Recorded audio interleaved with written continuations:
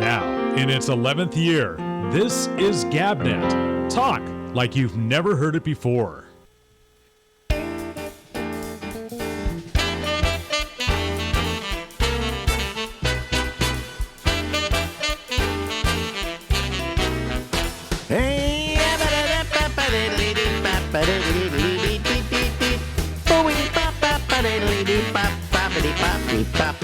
Hey everybody, this is live from Harlem in New York City. Me, I'm Alex, and this is a Ramble.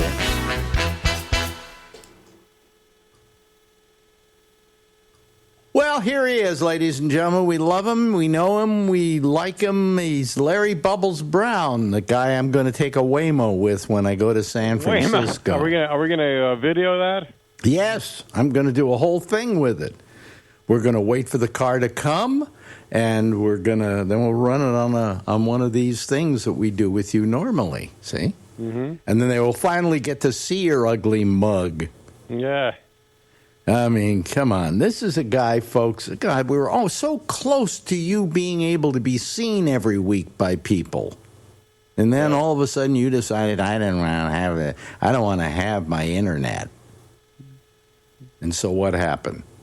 So I canceled it. Now, does it take you a long time to answer? Like if somebody writes you, does it take you a while to answer it because you have to do it? No, email's no problem at all. Yeah. Okay. That's all the internet should be used. But don't for you? anyway. You have one of those. You have a flip phone, right? Yeah. Yeah. And don't you, when you do write a thing, don't you have to go if you want to make it a C, you have to go A, B, C on one? You got to hit the button as much as 3 times, depending on which letter you use. I don't understand you. I see people talking their texts into the phone. I guess you can do that. So. You can talk your text into the phone, but not into your phone. Yeah? I can do it in mine. But I have what's called a smartphone, not a slightly retarded phone like yours. I've got a special phone. You got a special phone? Okay. That sounds good to me. I should use it. That's actually kind of funny. I'll use it. I hear the weather in San Francisco has been terrible. Oh, my God. This is strikes home for you. We had a month where it was really cold, and then we've had 2 weeks of rain here. Yeah, and Lucky Drive up in Marin. That's the one in Kentfield, Larkspur, Kentfield, Larkspur. Yeah. Because I used to pass by it. It's a street, and it just gets flooded. It floods all the time. Yeah, it floods all the time. Saturday it was flooded so bad it took to get around Larkspur. It took 5 hours. Really? Do you know that there's a great picture in the Redwood High School, the parking lot. Mm-hmm. It was flooded, and there's a 5-foot shark in the parking lot. Really? Swear to God, you see this big dorsal fin? It's unbelievable. Really, a shark? A shark, yeah. Oh boy. So I guess he got blown out of the bay up into this shit. So I don't know. I didn't know there were any sharks in the bay. Well, of course there would be, because there is a place in the Bay Area in Marin County called Tiburon, and Tiburon is a shark. Mm-hmm. Mm-hmm. So. Well, I got on my flip phone, I have a picture of that shark, and I'm going to send it to you on my flip phone. On the flip phone, okay. Yeah. I can't believe that. I do remember that street you're mentioning. What was the street again? Lucky Drive. Lucky Drive? Is it Lucky Drive? Because the street I remember was in Kentfield, I think. And it was lower than the area or whatever. And every year it would get flooded. And I remember that happening every year. And that on that street, they had parked permanently all year long a rowboat so that when it flooded out, people could get to their homes. Wow. Yep, yep. No, because I think that was in Kentfield. Yeah, Larkspur was next to it, so Kentfield. Yeah, yeah. I know all these names sound ridiculous to people, you know. Kentfield has the like San Francisco gets 20 inches of rain a year. Kentfield gets 40. Really? The rainiest part is the rainiest part of the Bay Area. Well, part of it has to do with the fact that it's lower than the bay, the street itself, and so therefore it can get flooded. That's at least my knowledge of it. But I was a kid. Whenever I would drive past there after a big rain, it was always flooded. Always flooded. Yeah. So anyway, but you know what? Something else I heard, and I may be wrong about this. I went to Sir Francis Drake High School, and it turns out now it's not called Sir Francis Drake anymore. It has some other name. Is it Redwood? No, it's not Redwood. Redwood was Redwood was a high school that was created after Sir Francis Drake. Okay. And Tamalpais was the other high school over in Mill Valley, which was the high school they used in American Graffiti. Oh, really? Okay. Yeah. Mm-hmm. So, you know. Well, here's the picture I just sent you. It says, "For your only a Marin file." Oh, wait a minute. Wait a minute. I just got it. Let me see here. Oh, there You'll we love go. this. Oh, there we go. Oh, God, that. Are you sure that's for real? It's real. No kidding. For your only Marin files, leopard shark cruising along through Redwood High School parking lot. Well, you know, that is possible because Redwood High School is closer to the bay than any other place in Marin, you know. So, okay. Leopard shark at flooded Redwood. Wow. That's amazing. He just sent me the picture, folks. Maybe I'll send the picture, put the picture up for all of you when we play this. Okay. And who's the great alumni of Redwood High School? Redwood High School would be Robin Williams. Yes. Yeah. But we had who was the most famous person to graduate from Sir Francis Drake High School? Alex Bennett? Yeah, I think so. No, actually, there was a football player who went to high school there. Who's fairly well known at the time. I think if I mentioned him now, Reg Carolyn, I think was his name. But nobody remembers him, so I guess they have to remember me anyway. Well, I think your name's bigger than his. So. Yeah. You remember when we went out? Don't you remember when we did a show out there? With Monty Hoffman was on that show. And he got up and he did his comedy, and he was filthy. And they never invited us back to the high school, to my own high school. Wow, that's embarrassing. Yeah, yeah. So, but Monty Hoffman's dead. He's long dead, yes. Yeah. What did he die of? Do you remember? He had throat cancer. Really? Yeah. Wow, he wasn't that old either.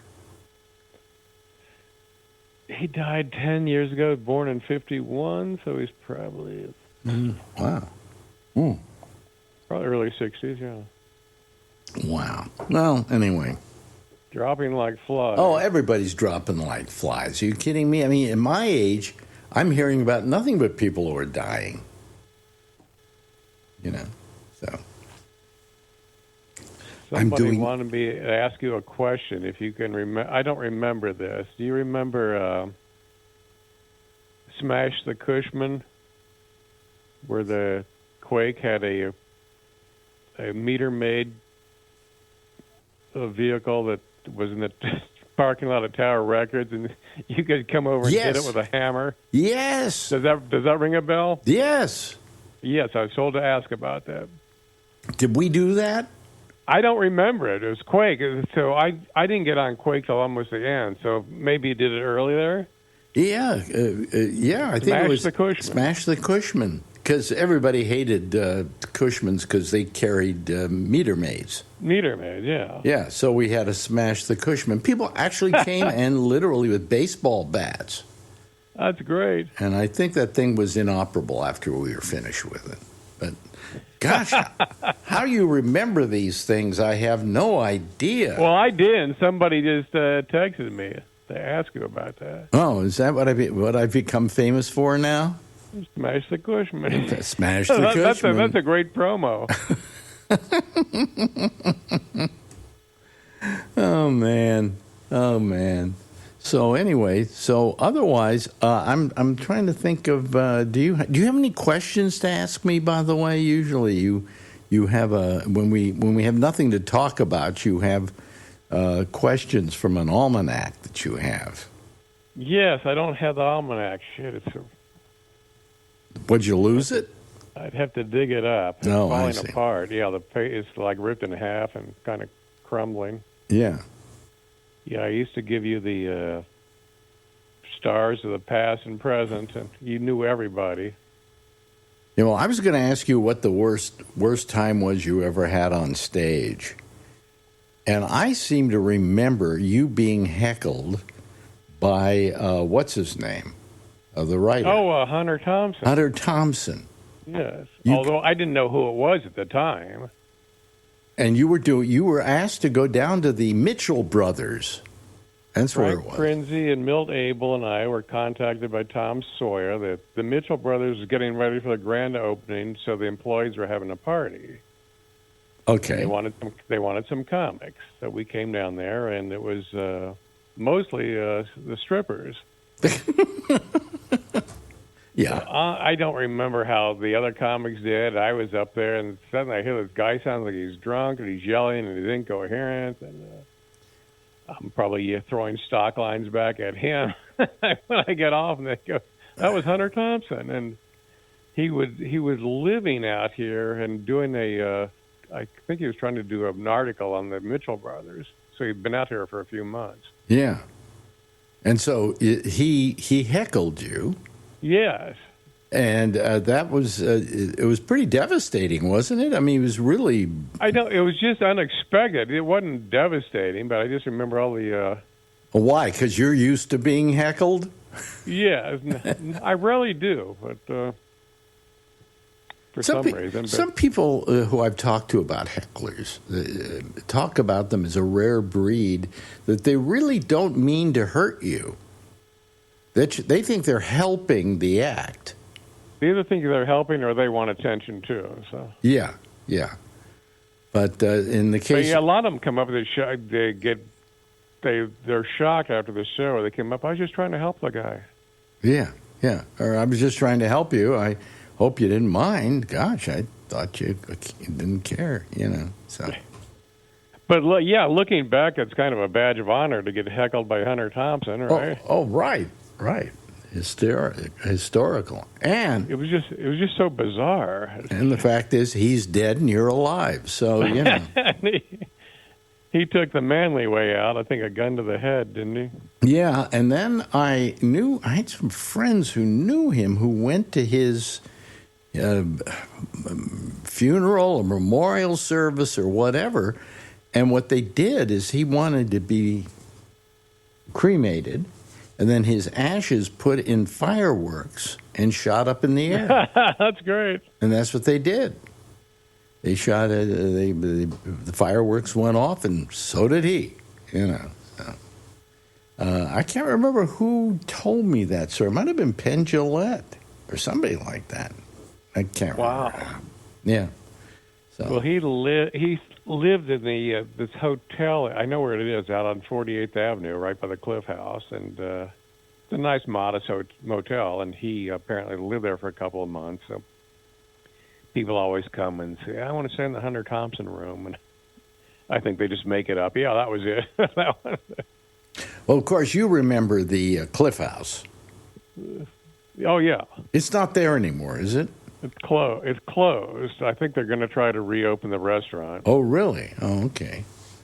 Because I remember best thing I remember about that part of the city, that is on the beach, okay? And there's a whole beach wall, that goes down for miles, I guess. And one day we went down there and walked onto the sand, to go look out at the ocean. And I turn around. You're not going to believe this. I turn around, and written on the seawall they had there, kind of where you went down the steps and whatever, but there was this big seawall. Mm-hmm. Somebody had written in giant letters that must have gone, I don't know, 30 feet or something like that. It was huge. Somebody had written, "Nobody loves Alex Bennett." Now,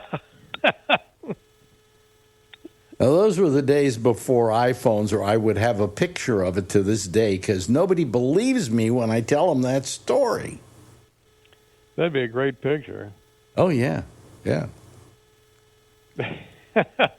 And I can't remember how it made me feel at the moment, but I guess I was proud of it, So. I mean, you were connecting with people when they do that. Oh, yeah. I was. Or are you like comic? People that go on social media will there'll be 10,000 loving comments. They focus on the one that's bad. Yeah, right. Exactly. But whatever. But you wouldn't know that because you don't go online. No, I mean, apparently it's a very healthy thing not to go online. Well, the thing that you said to me was the reason they gave you a free month of internet, high-speed internet. It was a discounted month. The discounted month? Oh, okay. Yeah. They charged you for it, but it wasn't a lot. I think I did it for 3 months. Oh, okay. 3 months? Was it that much? I think so, yeah. Well, anyway, you told me the reason you didn't renew it was because you found yourself looking at YouTube too much? YouTube watching orangutans driving golf carts and shit like this, and what the fuck am I doing? Do you know this is an interesting statistic that came out just the other day. When it comes to YouTube, more people watch YouTube now, spend more hours watching YouTube than regular television anymore. Well, it doesn't seem like anyone watches regular TV, do they? It doesn't watch regular TV, but they more people watch YouTube. I think more than anything else, to be honest with you. I think it has become the most popular of all the services, as it were. And I know it's true because I will sit there for hours looking at it. I don't understand technology. I don't understand. You probably know this. I don't see how are they able to store that many videos. They do. They have. Who was it? What company? For instance, I have an account with Amazon for my site. There are people who are facilitators like Amazon who will then sell any amount of space you have. I mean, they have these giant servers, huge giant server farms in southern part of our country. And they never get used up because they got too much space on them. Would they be like a size of a football field? Well, the buildings are the size of giant factories, okay? And they have computers in there, and they store an infinite amount of information. And so these guys use those. Amazon, of course, uses it for themselves, and then they sell out space to other people as well. So that's where you get. You ask where do they get all that that space, and that's where. Yeah. Could you have envisioned that 30 years ago? Oh, no, that didn't exist 30 years ago. But could you have envisioned it even happening? I don't know what I envisioned. You know, you were like on the forefront of all like computers. well, as a kid, I always had this thing about what's the future going to be? What's it going to be like? And I never envisioned it this big. You know, I mean, I look out at the skyline of New York now, and it's like that modern city of the future. And I never expected, to begin with, I never thought I would live this long. You know? I mean, how long do you figure you're going to live, Larry? I keep thinking about that. I do wonder if I've got 5 years left. Who knows? Yeah, who knows? Who knows if I've got 5 years left either, or whether I've got 20 more years left and I'm going to be in my hundreds. You know, I have no idea. I don't think I'm going to make it that long, but, you know, I want to live forever, for crying out loud. I don't want to die. But then again, who does? Marjorie says, I'll be happy when I go. She said, I said, that's only because you're married to me, you know. And no, but she said to me, she said, no, I don't want to live to be forever. And I'm going, I don't know. I think I would want to go pretty. I want to live long. You know, I want to see what happens. I want to see what happens in the future. You know, I think about being dead, and then it's going to be like 250 years more here in the United States. Will it still be here, or is it going to be something that's going to go the way of all flesh? But 250 years from now, you think there's going to be a United States? I think there might not be humanity if we have a nuclear war. A nuclear war? I wouldn't even worry about that. Pandemic. I think what's happening with what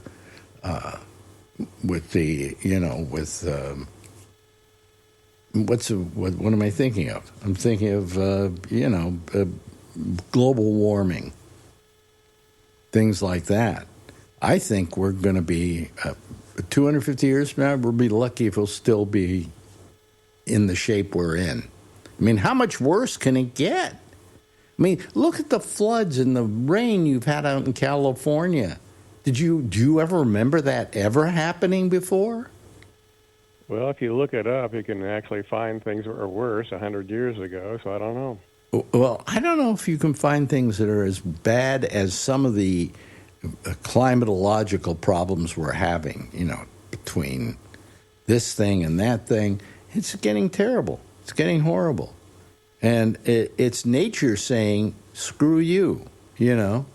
I'm going to be here long after you're gone, and you're not going to be here because I'm not going to let you be here. The thing that scares me most is overpopulation, so that's so maybe nature does take care of that eventually.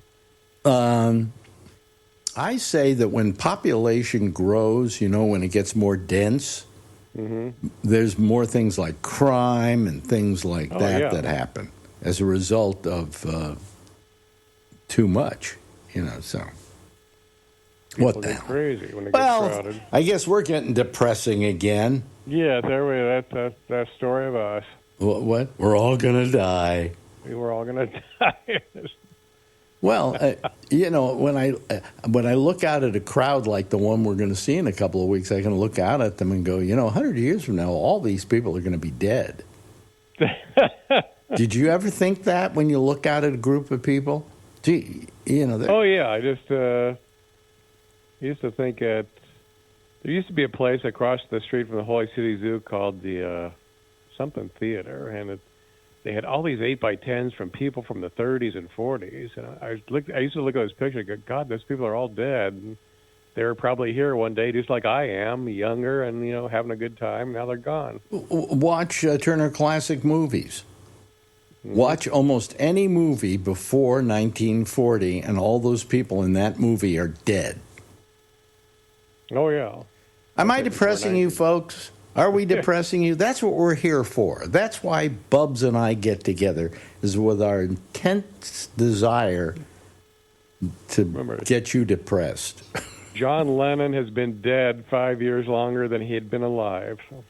Really? Well, Died at 40 and was killed 45 years ago. yeah, and I was in San Francisco starting at live at the KMEL when Was he that died. your beginning then? Yep. Wow. Yep. I have a great story I got to tell you sometime about that. When he Let's do it died. next- Well, when he next died, time. we decided to hold this. I'll just tell this quickly because we're running over. But we were gonna. He died, and the radio station decided they wanted to hold on the Marina Green, hold a memorial for John Lennon that people could come to and kind of pay their respects and so on. Good idea, right? Now I'm walking. We had this big thing called the giant inflatable camel. I don't know if you weren't around for that. I don't think. No. There was this giant inflatable camel, big, huge camel. They would blow it up and put it out at events they were going to be sponsoring and so on. And I'm walking past the boss's office, and they're discussing where on the Marina Green are we going to put the inflatable camel. And I walk into the room and I go, my God, John Lennon died. This is a memorial for John Lennon, not a promotion for the radio station where you put up this camel. And they said, but we got to do that. It's our promotion. Yeah. I went, have a little taste. If nothing more, half inflate him so his head is bowed. Anyway, hey, listen, I'll talk to you next week, I guess. Yes, we will. Yeah, I'm trying to think when this is when these And two. I will see you in 3 weeks. In 3 weeks, yeah. So, ladies and gentlemen, that's Larry Bubbles Brown and nobody Yay. else. Bye.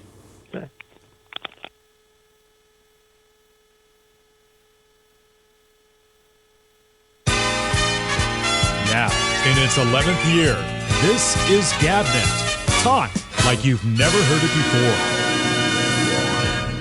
Oh yeah, there's Larry, and I don't know. I'm having trouble. Certain of the promotions I have here aren't working. They just won't go. Like I tried clicking on that one. Did it work? No, it didn't. It just sat there. It did nothing. But if I do this one, see, it works. So I don't know. I give up, folks. You know, I'm getting too old for this stuff. Every time something breaks down, I spend another hour trying to solve it, okay? Anyway, hold on a second. I just want to see something here. There's somebody named Rodney here that I want to see here, and his name is, it says Rodney. Let's see if it's anybody we know. And if it isn't, I will remove him. Okay? All right. There's Rodney. And hello, Rodney. Okay. We just had to make sure you were okay. And let me let in Josh Wheeler here as well. Okay. And here we go. That's Rodney. Rodney, have you ever called the show before? A couple of years ago. Okay, so excuse me if I don't remember. That's okay.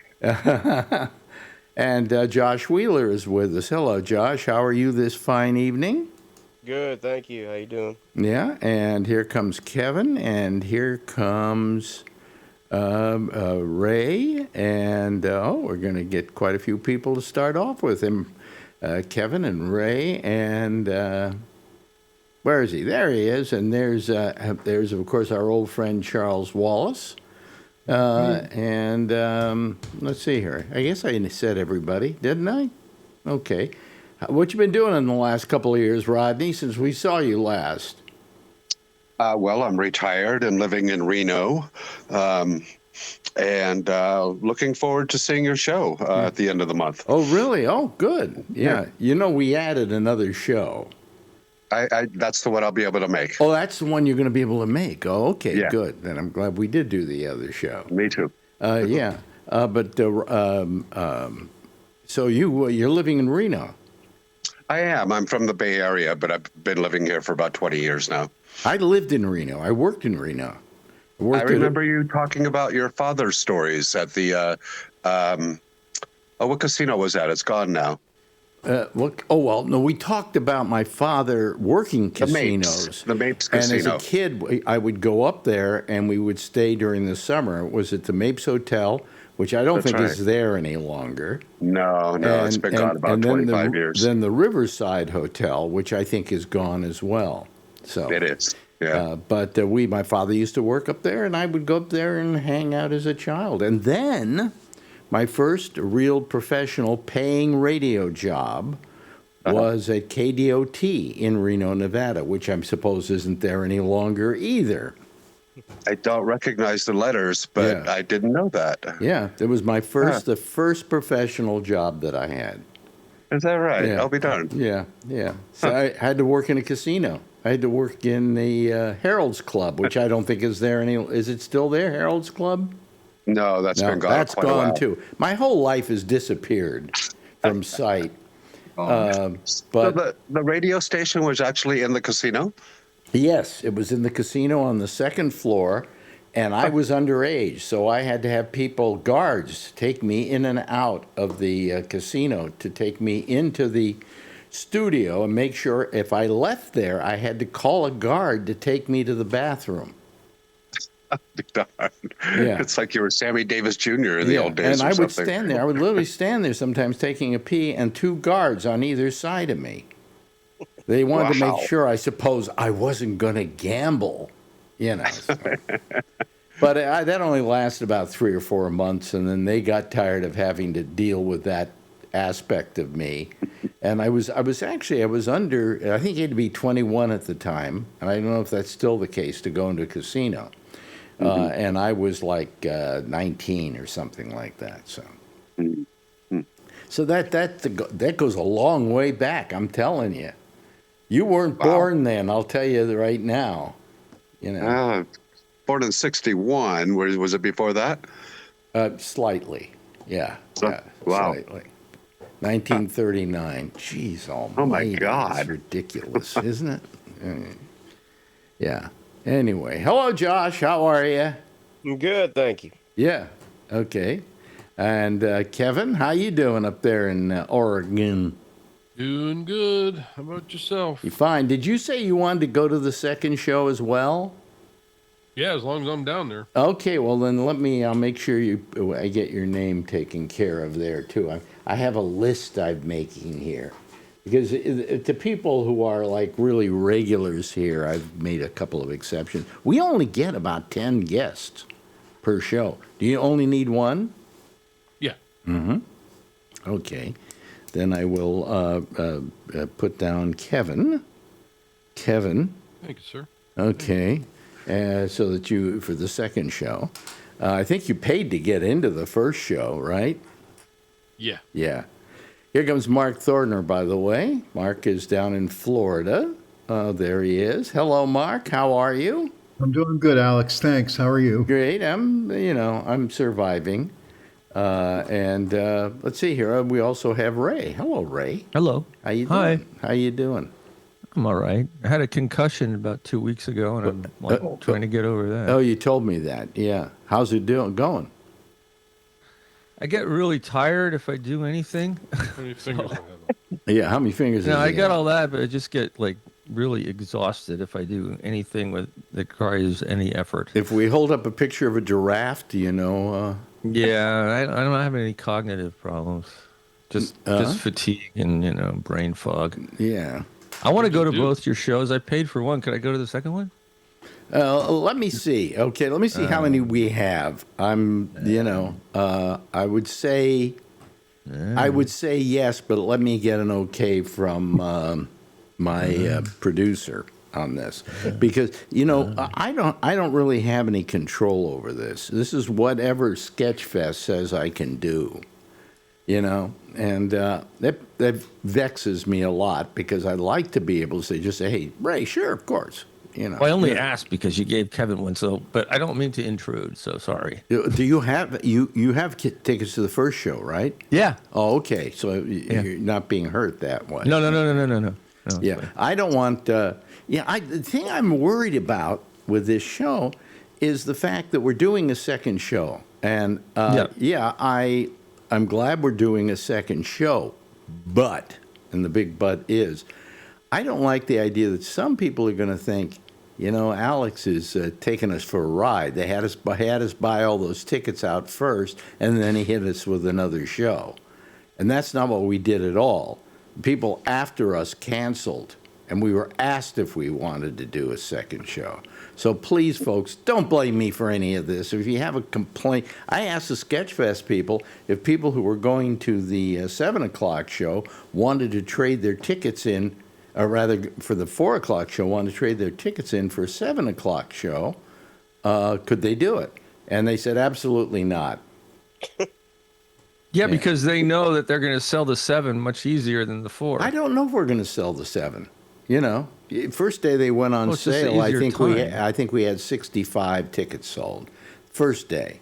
But I don't know. Make it better, make it worse. I don't know. I have no idea. But by the way, if nobody wants to see that show, sure you can get in for free. Bring your friends. But I don't think people are going to think badly about it. I've been in shows where we added performances just because it filled up. I've never heard anyone say that. Yeah, but in this case, there's somebody to blame. Oh, okay. And I always like to treat my audience with a great deal of respect and not rip them off in any way, shape, or form. I think the ticket prices are too high, if you want my opinion. So you agree with me, right? I do. Yeah, Rodney. Yeah. But I have no control over that. That's the Sketchfest people. That's the Ticketmaster people. Well, ticket prices here in the Bay Area for any performing arts have gone up a lot. Well, how much Almost they charge everywhere. for a comedy show, do you know? So like $50 sometimes. Oh, and then, Depends on who it is. Oh, too, really? Oh, okay. And where it is. See, I haven't done one of these in 29 years. So I don't really know how much people are paying for comedy these days. It's like 50 or more. Wow. I just went to Rooster Teeth. I think I paid $55 a ticket. Really? Yeah. God. Well, of course, it's 29 years. I got to expect that things are going to change. But so I guess we're cheap then. Yeah. Oh, okay. All right. You're we're fine. reasonable. But you got to buy. We're reasonable for the Bay Area, definitely. But there's a 2-drink minimum at Cobb's as well. Well, they all Right, have that's that. very pricey. Well, All of them. we say that like it's fine, but 2-drink minimum. Well, how much are 2 drinks? A lot. Except if you get non-alcoholic like me, then it's not so bad. Don't they just charge you the same for a Coke as they do for a cocktail? No, Really? not usually. Most places, the cocktails are a lot more. Really? Yeah. So, but how much they charge you for the Coke? Too much. Oh, okay. I don't all right. remember, but it's not cheap. It's not, See, I realize that things have changed. I'm not one of these people that sits around and goes, "When I was a boy," But I don't like to see the way things are going this way. Especially everything. Especially when people don't have money like they had before. Yep. The prices are going up. Their wages are going down. What's that all about? You could be paying $7,000-8,000 for a Super Bowl ticket too. Well, then you'd just be stupid. Uh-huh. That's stupid. insanity. That's insanity. That's standing yeah. room too. That's way up in the nosebleeds. I don't Really? get that. I've seen them up in the 11,000, 12,000 range. Yeah. Yeah. The thing that bothers me is, number one, prices like that. Okay. Even for the Super Bowl. I mean, what the hell is this? You can watch it on TV, you idiot. They want all the corporate people in there. Oh, really? Is that who buys the tickets? Oh yeah. Oh, okay. Yeah, but the thing that also bothers me is all this gambling that you can do online. Yeah. That really bothers me. And they're advertising it during the football games. It's Yeah. really gotten bad. I don't think that those guys should be able to advertise. I don't think they should be able to actually exist, if you want my opinion. Well, especially during the game itself, it's really terrible. And they say if you've got a gambling problem, call 1-800. Yeah, there's a little disclaimer on the bottom. Yeah, okay, well, yeah, but I spent so much on gambling last year, I lost my phone. So Yeah, I can't even make a toll-free call. I can't even make a toll-free call, you know. But I mean, those things are terrible. I mean, that's horrible. Gambling is to me is a terrible addiction in this country, which ruins families. You know, it hurts relationships. It's terrible. And now we have TV stations advertising that, hey, come on, you know, come do your betting with us. And I'm thinking, geez, that's ridiculous. I mean, all they have to do is get on their iPhone, and before they know it, they've lost $10,000, Yeah. if not more. So, and nobody's putting a cap on this sort of thing. They don't say when they see that you've spent too much gambling, they don't suddenly get online and go, no, you've had enough. You know. No. It's like expecting a bartender to tell you you've had enough. They don't really do that. You know? And the commercials are quite sinister too. There's one where Yeah. they have two guys in a hot tub, and one of them is wearing a life vest, and he's going, "Oh, you're wearing a life vest in the hot tub," and it's like showing that how safe it. You know, it's like it's safe. You can gamble here. Like this is like the life vest in the hot tub. Why is you it know, safe? That's what I want to know. Well, it's all just playing on people's subconscious. I mean, to begin with, they use algorithms that kind of make you want to keep betting and keep betting and keep betting. You know, so I mean, it's a terrible thing. It's a terrible I thing. mean, they bet on everything, including what time the quarterback's going to go to the bathroom in the second quarter. Yeah. Rodney, are you still a smoker? I'm afraid I still am. Alex, I have a question for you. Yeah. I just found out that Alameda has a Radio Hall of Fame. Are you aware of that at all? Yeah, I'm in the Radio Hall of Fame. Oh, okay. Okay, great. They're making Live 105 their legendary station of the year. Right. Which I think I think it's so wonderful because I was with that station 29 years ago. You made that station. And they should have gotten it before now. I mean, what's this? Waiting till now to do it. So Right. Well, I was just wondering if you were aware that there is a listener appreciation party the night before your performance. Yeah, and it's not a listener appreciation party. It's actually an installation of the station as a legendary radio station in the Bay Area. So yeah, I'm going to that. So's Lori. So's a lot of other people. Yeah. Oh, cool. Bubbles is going. He's my ride. What else? Who else is going? Everybody's going to that thing. So Great to know. Huh. I'd love to check that Bubs out. has a car? Bubs has a car. Yes. I thought maybe it was a chuck wagon or something. No, Bubs has a big old, powerful. You know what do they call them? Those the big cars they used to make. He has one of those. So muscle car. Muscle car, I think. Yeah. He just did a show last week at Rooster Teeth. Yeah. Oh, that's still around? Wow.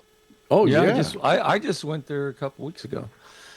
I mean, when I'm you just like say it's 15 still minutes away. around, again, we're talking 29 years since I left, and it was around for a good 10 years before that.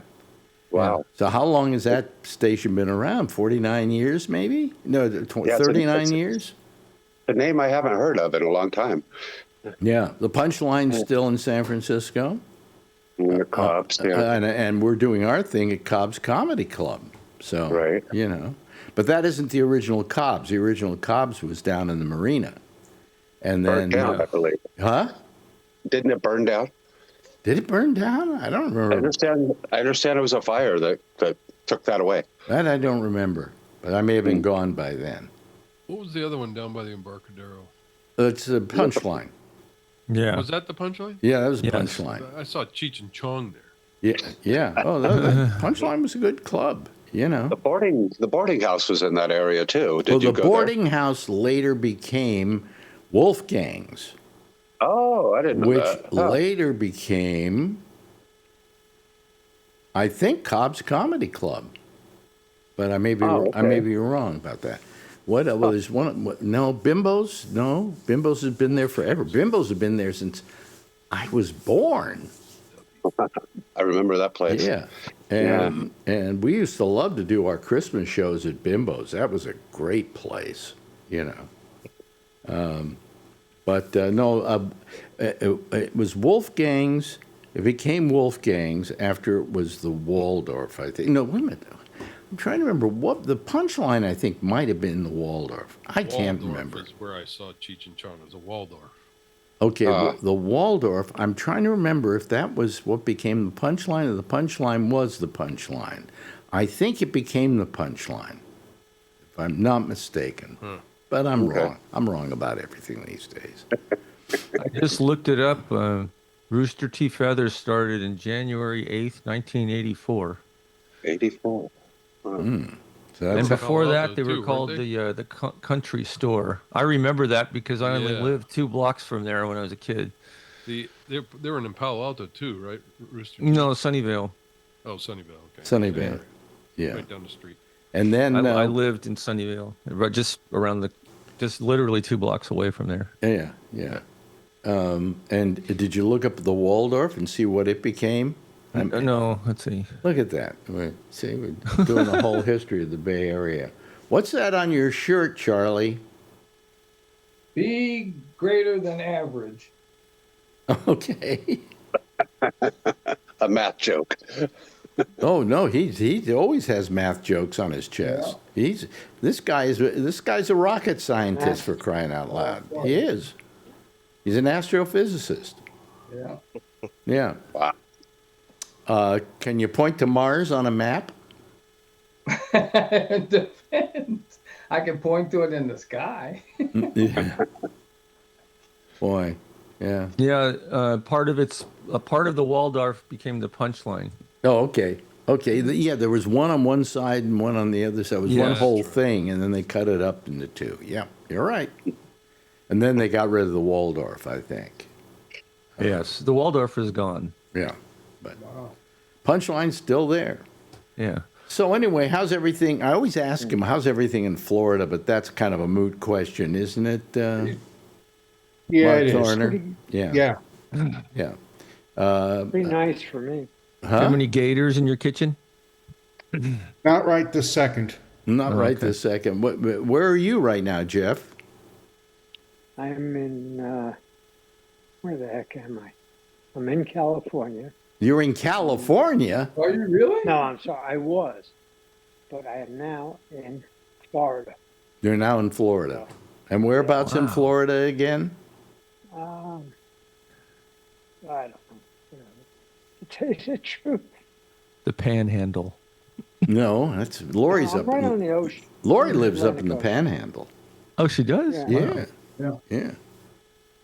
Yeah. Yep. And she seems to think it's okay up there because it's better than the rest of Florida. You know.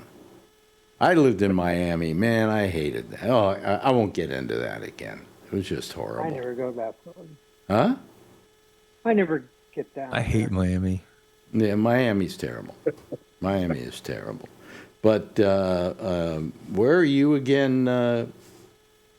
Where are you? Let me put my earphone in here. Where are you again, Mark? Naples. Naples, right.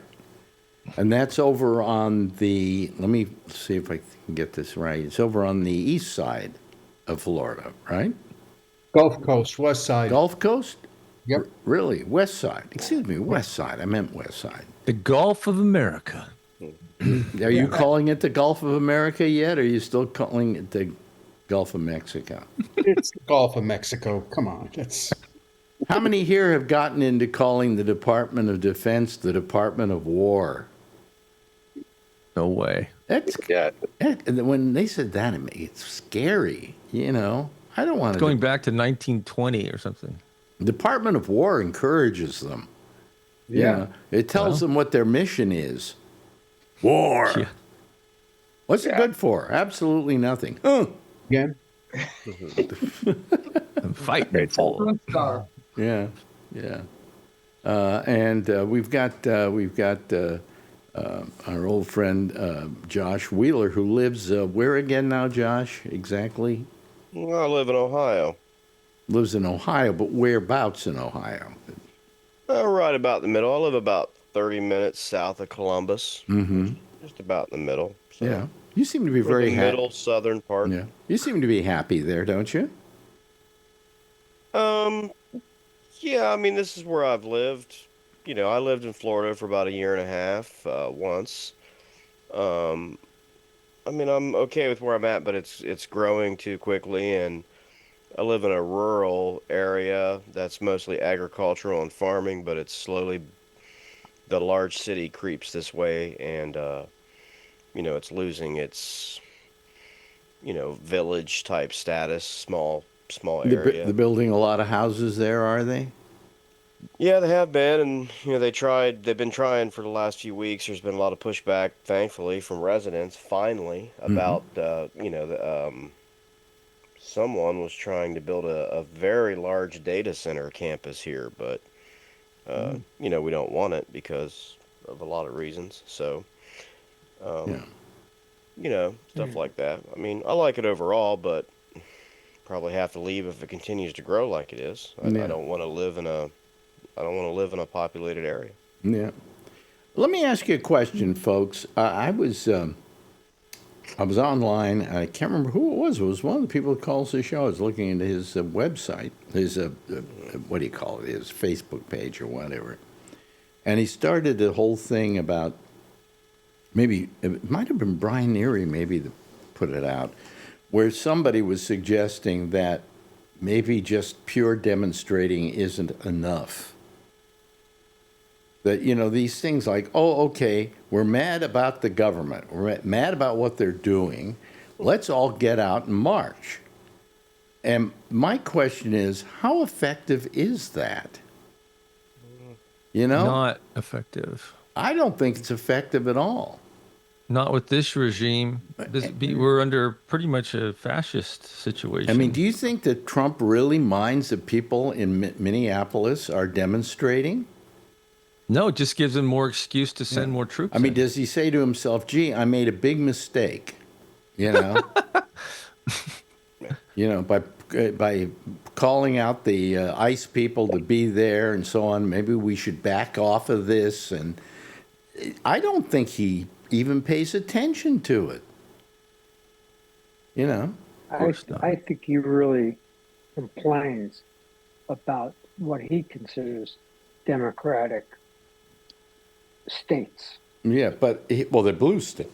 They're blue states to begin with that he's giving a bad time to. Yeah. But I don't know. I mentioned on there, and I'm going to say it again, and I've said it before, and Josh, I know, disagrees with me on this. But the fact is that we don't react to this with any kind of violent protests. And I claim that violence is the only currency this government knows. Once you start to get violent, they start to pay attention. Am I wrong or am I right? But also think about what Trump's doing. He's increasing things as people get violent. He's pulling out the insurrection. But who's been getting violent, Kevin? The guys in Minnesota. I mean, they aren't getting violent. They're uppity. What you call violent and what he calls violent. You know, if you crack open a pop bottle in front of somebody's face, that's violence is you throw a Molotov cocktail. Yeah. Okay, not you throw a snowball. Yeah, but certain people have different In fact, the other day they were throwing baloney. You know, not one ICE agent has been killed or injured by anybody. Well, they would argue. Except that guy with the car, he claims he was hit, but he wasn't. Yeah.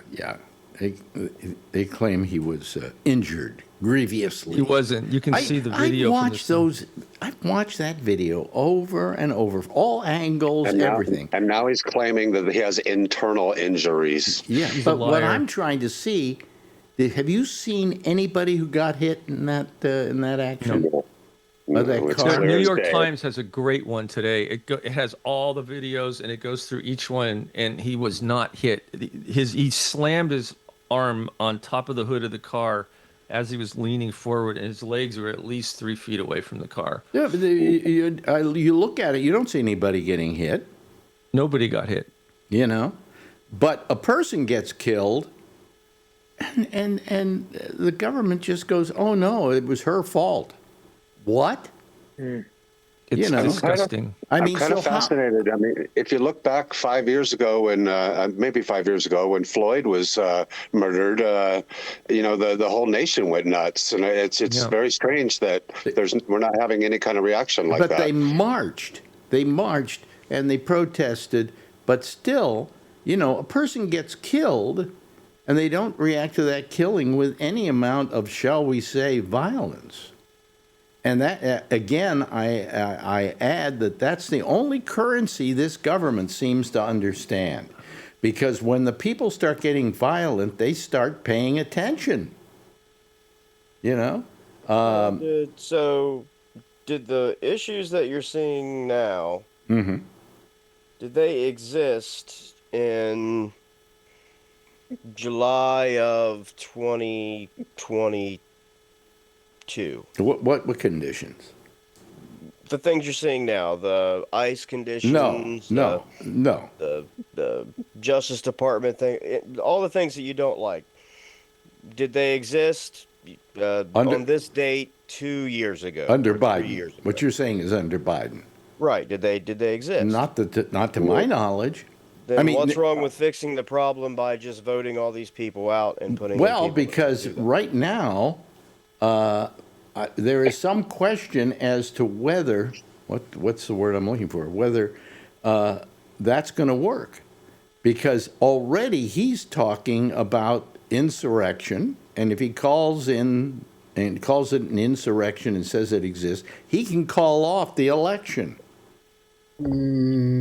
Yes. Well, no. I mean, no? Will you say can't. no, I mean, Mark? None of that is legal. He can perhaps try, and then you'll have to cross that bridge when he gets there. But We've said that about everything else he's done. We have to cross that bridge when he gets there, and he's gotten there. And he gets there almost with a lack of any kind of resistance. well, I Aren't mean, the midterm Facts of- aren't the midterm elections under the jurisdictions of the states? Yes. So he would have a little problem with that. You would have a little problem with that, yes. But I'm sure he'd try to get past it with the Supreme Court or some other judicial ruling. But he can do something like say, I'm sorry, but it's an insurrection, and I'm going to just martial law for the entire country. Yeah. well, I Well, mean, he's thinking about it. those are such drastic and radical situations that are not in existence yet that need to be addressed. What I'm saying is, then you vote these individuals out, and the problems that you're seeing, they go away. So if someone is talking about breaking into my home and attacking me, I don't drive to that person and shoot them first and kill them as much as I would like to.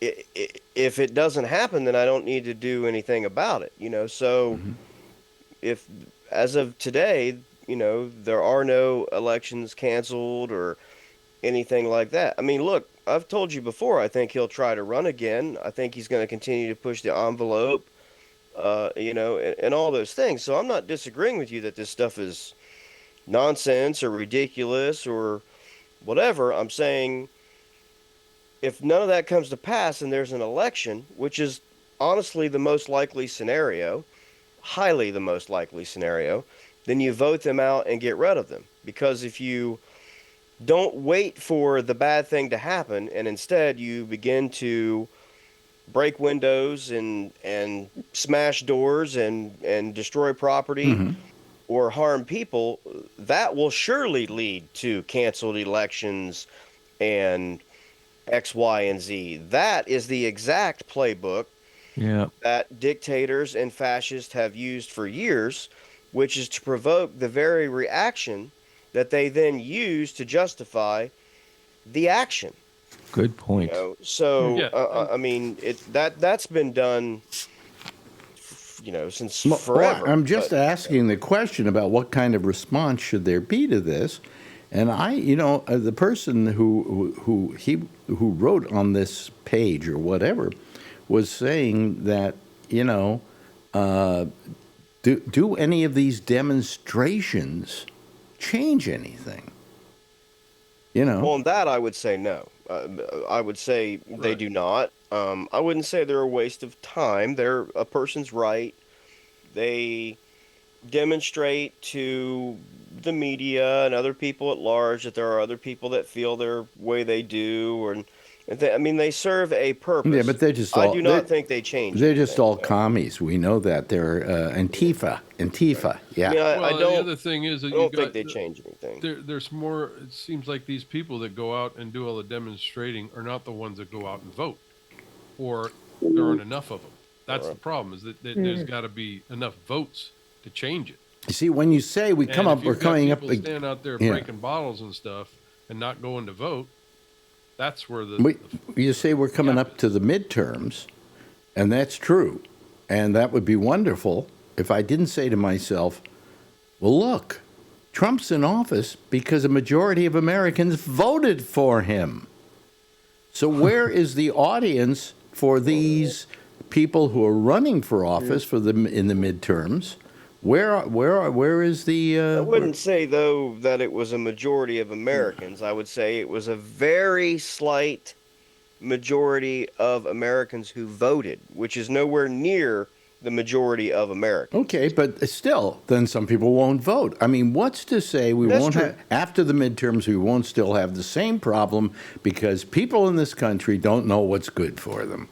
Well, if you don't vote and you get then people will get what they deserve, which is why I've been saying for months, I don't know why Democrats are wasting any time worrying about if poor people get food stamps or whatever. Just let these people learn their lesson. I mean, it's not my job as the Democratic leader to stand around and grab your arm every time you reach for the hot stove. I mean, after I've done that a few 100 million times, I think maybe I need to just let you burn. Look, there are certain countries, like right now in Iran, they're really protesting. I mean, enough to scare the leaders of that country and then make them think, hey, we may not be able to hold on to this country much longer if we keep acting this way. They're really demonstrating over there, and they're not demonstrating in a nice, sweet, peaceful manner. And they seem to be making some progress,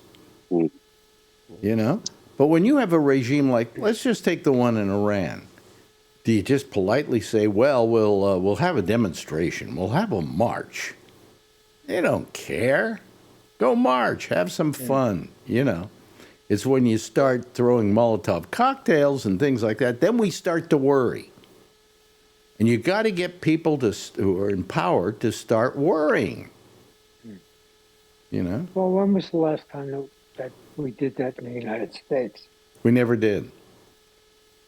We never did. The closest we came to it, I think, is back in the 60s, early 70s, There were some demonstrations. What happened was, I'll tell you a great story.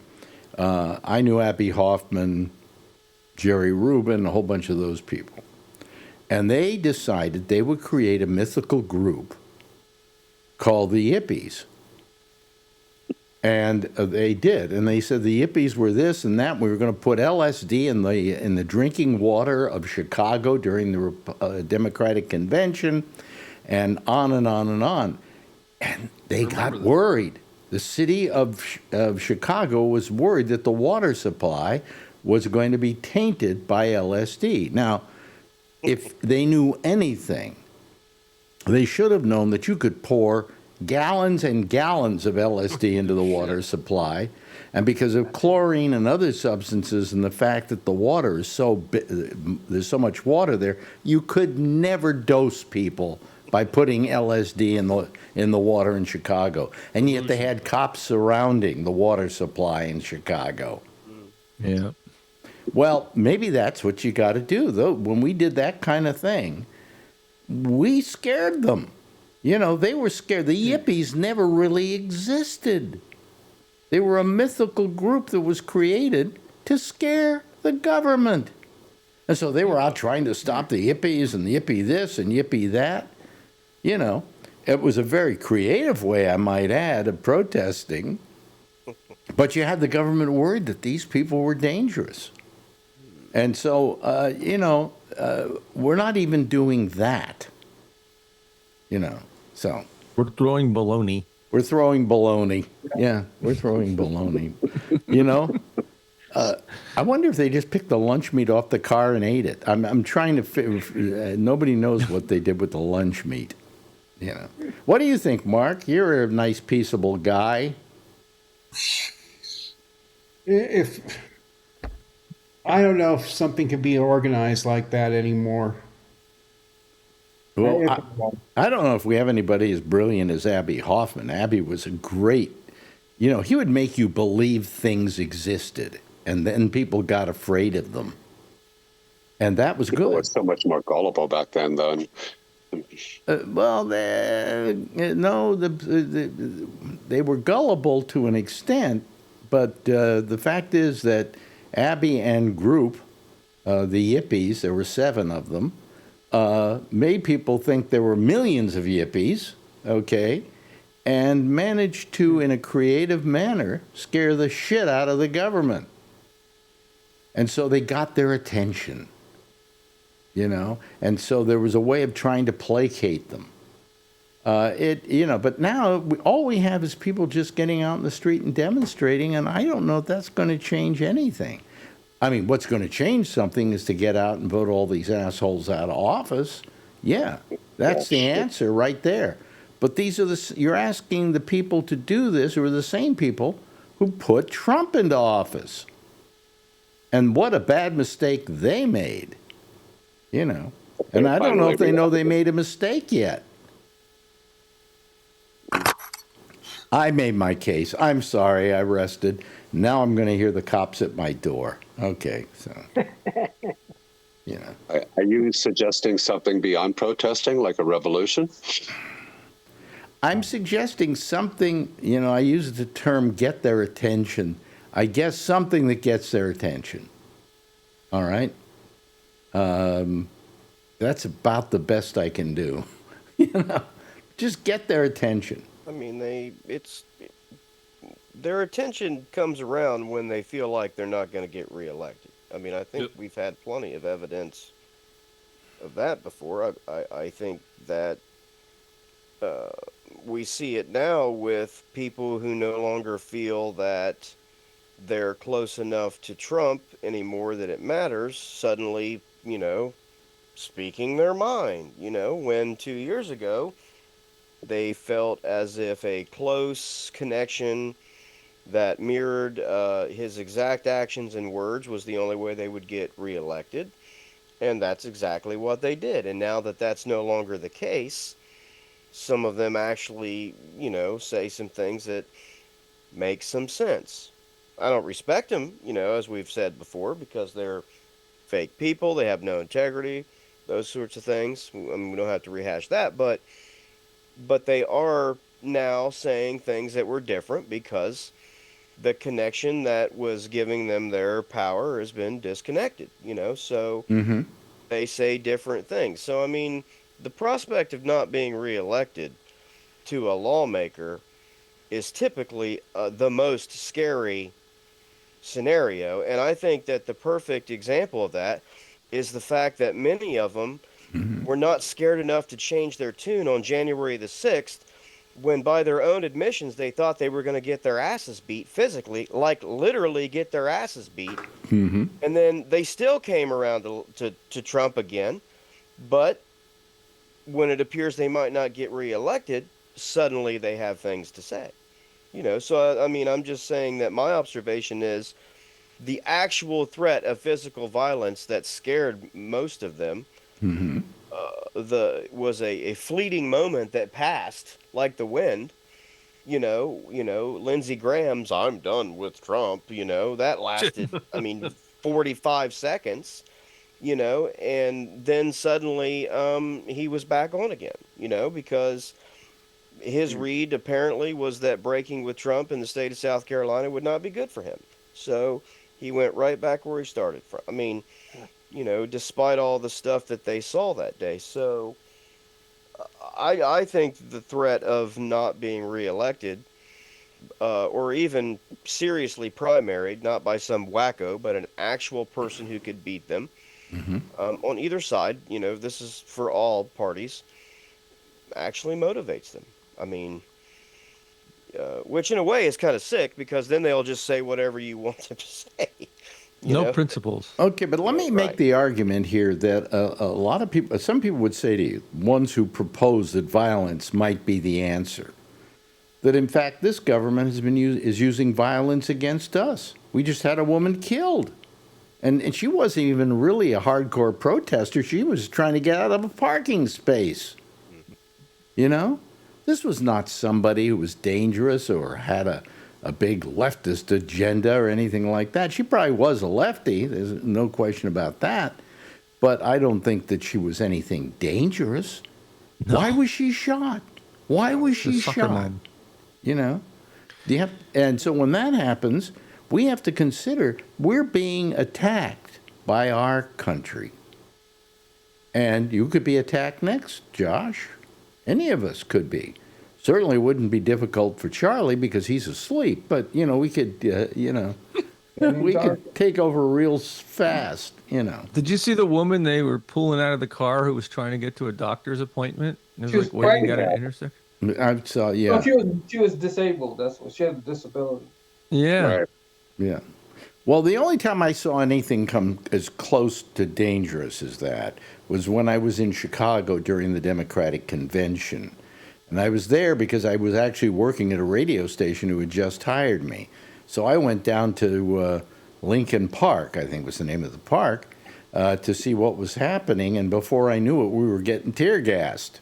And I got to tell you, once the tear gas hits your eyes, you become a lot more radicalized, because you go, pissed off. Wait a minute, I'm an American, and I'm getting tear gassed for my, just demonstrating in what I believe in? Yeah, college students, yeah. Yeah, I mean, it really makes you begin to wonder where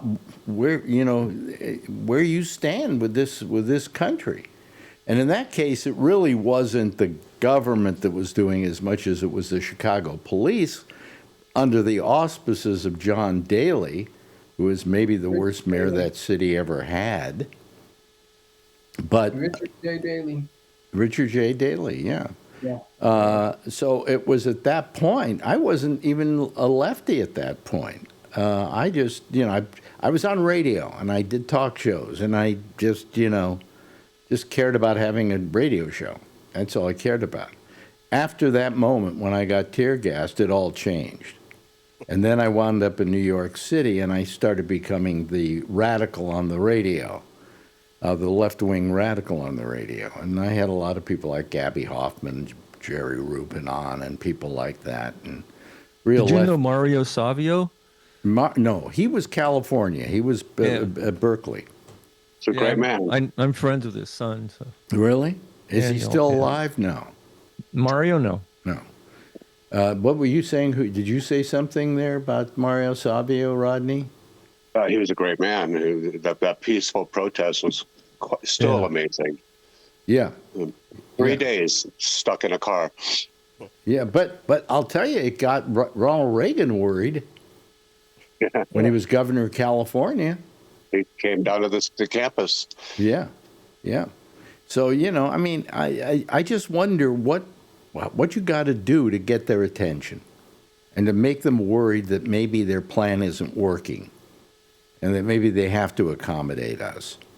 But simply protesting, I don't think that's a currency that Trump understands. Well, Thinks he's bigger than it. Mm-hmm. Well, I think Well, he he's- invited. He said the only thing he has to answer to is his own conscience. his own He said that to him. morality, which His means own morality. which That means is. we're really in trouble. It doesn't exist. Yeah. No, really. So doesn't. he has no respect for NATO, no respect for the UN, no respect for the Constitution. No respect for Greenland. Yeah. I mean, have you seen pictures of Greenland? I mean, It's come ice. on. Do we really need it? Well, it's better we become friends with them and get what we need, rather than just, be hostile towards them. Here's another thing, by the way. Trump is never getting a Nobel Prize. Never, ever. Not after yesterday. Not after accepting that, if he just said, hey, no, keep your medal, this is very nice of you and I appreciate it, but I didn't win it and I would like to win one on my own, everything would be fine. But now he's just got the Nobel people are pissed at him. Yeah, I'll never get one. Yeah, yeah. They just don't forgive him. They will never forgive him for this. And so he screwed his chances of ever winning a peace prize. Hell, he could end war everywhere in the world and not, But he'll show us. He'll start about 12 different wars. Yeah, right. He'll start 12 different wars, and then when they stop, he'll say he brought peace and should get a peace prize. What I didn't like was the Peace Prize winner, and what she said about Trump, that I gave him this because he stopped 7 wars or 8 wars or something, which is a total myth. Yeah. I mean, what was she trying to do? Trying to kiss his ass? Turns out I think I may be wrong, but I think she's a right-winger in her country. She's not a left-winger. The current vice president who became president is a leftist. So was Maduro, Yes. by the way. Yes. It's hard to believe, but Maduro was a leftist. So. Anyway. I missed anything? I missed anything? I'm sorry. I was late for, dinner. No. Oh, no, you didn't miss anything. Okay, good. Well, now that you're here, you didn't. Nobody missed anything until you arrived, and now they miss everything. No. I thought I'd come in like Don Geller. Oh, I'm a couple minutes early. Sorry. Yeah. I wanted to just say, if you got a second, Yeah. that